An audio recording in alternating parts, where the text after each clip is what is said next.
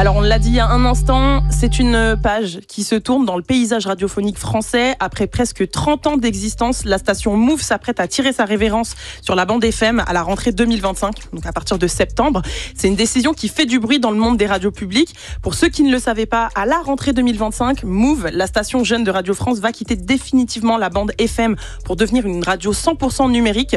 Après des années de positionnement, de changement, de direction et de programme pour essayer de capter l'attention des jeunes, eh bien la présidente du groupe Radio France, Sybille Veil, a récemment affirmé, je cite, « Aujourd'hui, les jeunes n'écoutent presque plus la radio en FM. Ils sont sur le streaming, les plateformes, les podcasts. Nous devons aller là où ils sont. » Donc c'est une décision qui nous impacte en interne, forcément. Et c'est la raison pour laquelle vous ne retrouverez plus la pluie et le beau temps à la rentrée prochaine, ni même aucune autre émission. Et au-delà de ça, du coup, c'est aussi un coup dur pour les jeunes en général, parce que Move, ça se limitait pas juste à être une simple station musicale. Exactement, Leïla. En fait, Move offrait un espace de parole, d'émergence artistique et de diversité avec des émissions, des interviews, des débats et surtout une programmation engagée sur les cultures urbaines. Donc voilà, c'est triste. C'est dommage en vrai, parce que même si ces sujets-là seront abordés ailleurs, ce ne sera pas de la même manière. Oui, ça ne sera pas de la même manière et ce ne sera pas avec les mêmes personnes. Exactement. Je et aussi pas même que, en termes de cible, tu vois. Je parle même pas de nous, mais je pense que nous, on a rassemblé des gens qui nous ressemblaient et qui avaient envie d'écouter des gens qui leur ressemblaient aussi à la radio. Je pense aussi que les gens qui parlent ici parleront pas de la même manière ailleurs. Voilà. Bien sûr. Qui de mieux placé que nous pour exprimer nos réalités. Mais c'est vrai qu'en transformant Move en un simple flux musical en ligne, Radio France va supprimer un espace animé par et pour les jeunes, ce qu'on disait à l'instant. Et c'est symbolique aussi parce que c'est la perte d'un espace de représentation, d'éducation médiatique et de créativité que rien aujourd'hui ne garantit dans l'environnement numérique concurrentiel. Et c'est dommage aussi parce qu'aujourd'hui, c'est dur de garder une audience de jeunes. On ne sait pas comment leur parler. Vraiment, on ne sait pas comment les attirer. Même les politiques essayent de faire des choses, mais c'est pas trop ça.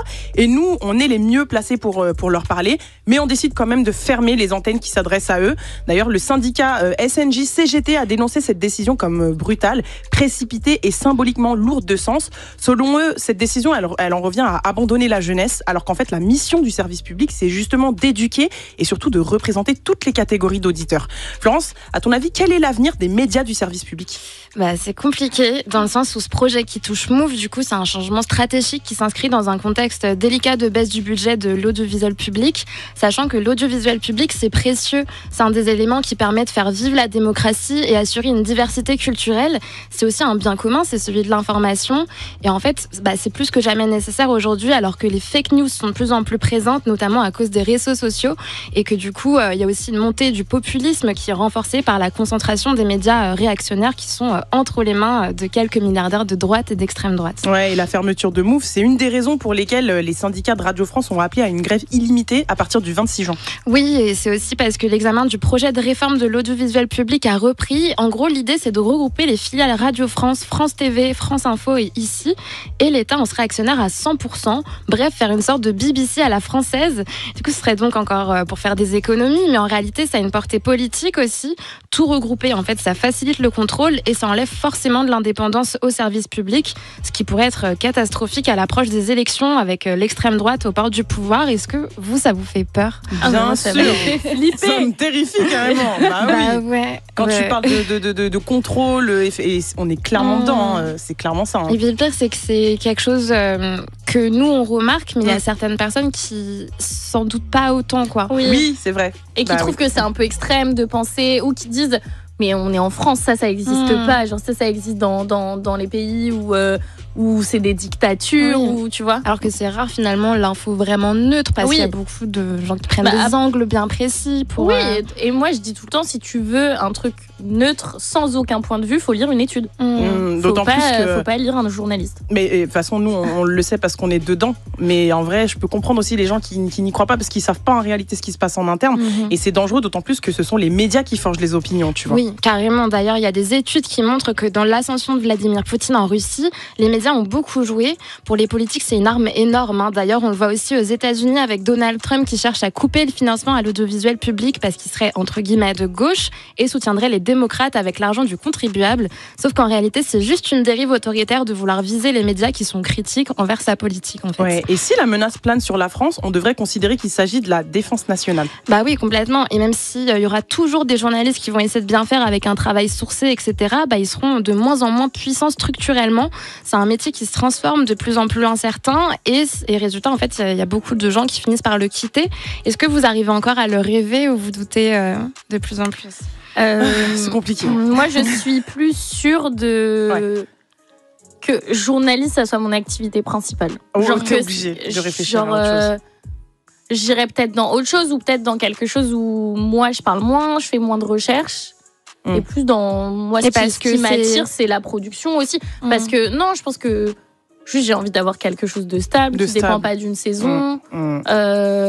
Et un truc où je suis aussi plus... Enfin, pas maître de mes décisions, mais dans le sens où... tu dépends pas de quelqu'un d'autre ou d'une... Oui, voilà. Et aussi, c'est rare d'avoir quelque chose de choisi, tout simplement. Voilà. Et du coup, quand t'as pas envie de... aller dans des médias donc tu t'aimes pas, et c'est compliqué de mêler quand même manger et c'est ça. aller dans un endroit qui te plaît, quoi. T'es obligé à un moment donné de commencer à réfléchir à une suite tout en essayant de rester dans ce secteur-là parce que c'est ce qui nous passionne, ce qui nous anime et tout. Mais j'avoue que surtout quand tu te prends des coups comme ça, tu te dis bon, on va réfléchir parce que on commence à se faire vieux. Donc non, c'est triste, mais c'est la réalité du métier. En tout cas, pendant 2 saisons, nous ici, on a pris le temps de décortiquer ce qui se passe dans nos vies, notre société, nos institutions. Et parmi tous les thèmes qu'on a explorés, il y en a un qui revient souvent, qui inquiète et qui interroge, c'est l'avenir du journalisme, on en parlait à l'instant, la perception du métier et surtout le rapport à l'information, Leïla. Bah oui, comme Flo, tu disais, en fait, on va juste commencer par ce qu'on a constaté et dénoncé à l'antenne, c'est qu'en fait, il y a de plus en plus de milliardaires qui rachètent des groupes de médias entiers et en fait, on parle pas de philanthropie. Comme tu as dit, il y a des intérêts économiques, politiques et surtout juste une mainmise sur ce que les gens voient, lisent et entendent. Et en fait, quand un journal ou une chaîne appartient à quelqu'un, qui a juste des contrats d'armement avec je sais pas quel groupe, des liens avec des partis ou des chefs d'État, on peut s'attendre à ce qu'il y ait certains sujets qui soient évités, édulcorés. Et comme tu disais tout à l'heure, notre métier, il est parfois menacé. Il ressemble à de la com. Ouais, c'est ça. Et c'est de plus en plus dur parce qu'il y a des barrières à l'enquête, des censures internes. On a des sujets qui sont tués parce que ils dérangent. Il y a un climat aussi de peur qui s'installe un peu dans certaines rédactions. Et résultat, en fait, comme on a dit, le métier perd de son indépendance, en crédibilité. Et surtout, il y a ceux qui essaient de s'en sortir, mais ils sont isolés, quoi. Ouais. Et il y en a d'autres qui veulent plus faire ça. Il y en a d'autres qui sont dégoûtés. Il y a un autre phénomène qu'on a beaucoup exploré dans l'émission, c'est la banalisation des discours d'extrême droite et des propos haineux dans le paysage médiatique français. Aujourd'hui, déjà, c'est quotidien. C'est exactement ce que décrit La Fenêtre d'Overton. Je ne sais pas si vous connaissez. En gros, c'est une idée qui paraissait impensable avant devient, à force de répétition et de présence médiatique, acceptable, puis normal. Et en fait, aujourd'hui, on y est complètement. On laisse passer des propos islamophobes ou racistes sans réaction. On stigmatise les quartiers populaires, leurs habitants en continu. On déroule le tapis rouge à des criminels de guerre comme Netanyahou sans poser de vraies questions en soi. On présente l'extrême droite comme une opinion, un peu comme une autre, voire comme la seule à avoir du bon sens des fois. Et tout ça, en fait, c'est rendu possible par des choix éditoriaux, des lignes politiques et surtout un climat de peur dans lequel les voix critiques, elles sont souvent écartées. Ouais, on a aussi parlé de figures comme Mimi Marchand, par exemple. C'est des figures qui incarnent ce flou entre communication et info.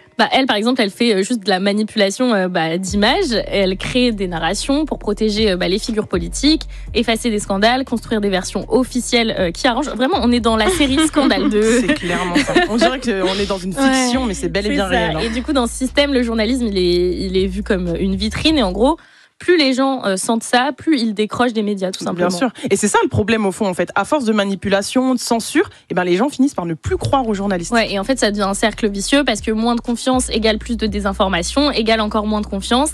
Et en fait, c'est surtout les jeunes, les plus précaires et les personnes isolées qui en font les frais. Ouais, et nous, on a essayé de proposer des pistes. Ouais, et la plus importante dont on a parlé, c'est vraiment la sensibilisation aux médias qui devrait se faire déjà dès le plus jeune âge. Juste apprendre à décoder une info, à reconnaître une manipulation, à rechercher une source ou à se demander qui parle, pourquoi et pour qui. Juste, ça devrait être tellement fondamental à l'école, même au travail, il devrait y avoir des formations comme ça, quoi. Carrément. En tout cas, nous, on a essayé de faire du mieux qu'on a pu. Et je suis quand même pas peu fière de nous, en tout cas. On a dénoncé, on a parlé français, on a dit les choses. Donc, on a vulgarisé au mieux. On a vulgarisé au mieux. C'était ça le but en soi. Bien sûr, la pluie et le beau temps, mais on parlait pas en fait de la pluie et le beau temps. Et oui, il y avait beaucoup plus profond derrière tout ça. 19h14, on est sur Move en direct de la pluie et le beau temps, votre hebdo du mardi dédié à l'actu, culture et société. Et c'est aussi l'émission où on vous a toujours dit ce qu'on pensait des sujets abordés. Green Flag. Red flag. Allez les filles, puisqu'on parle des médias, on va continuer à dire la vérité de toute façon. Quels sont vos red flags concernant l'univers des médias, Leïla?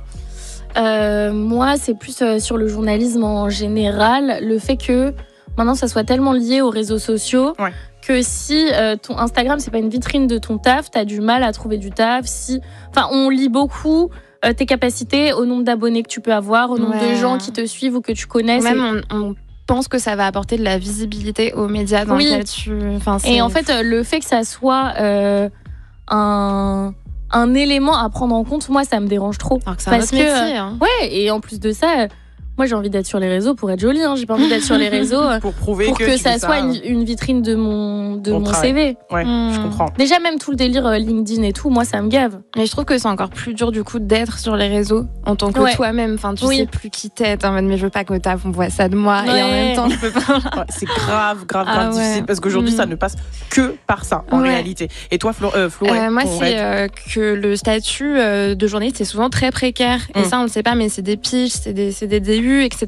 Et du coup, explique aux gens qui savent pas ce que c'est pige ou DU. Des piges, c'est que tu es payé au cachet, en gros, si tu veux.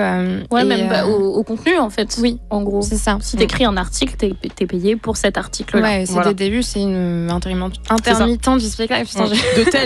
De tel mois à tel mois, en gros, pour une saison, pour un temps très précis. Et c'est les gens pensent exactement. Et les gens pensent que parce que t'es dans un média, waouh, t'as pété le million, mais pas du tout.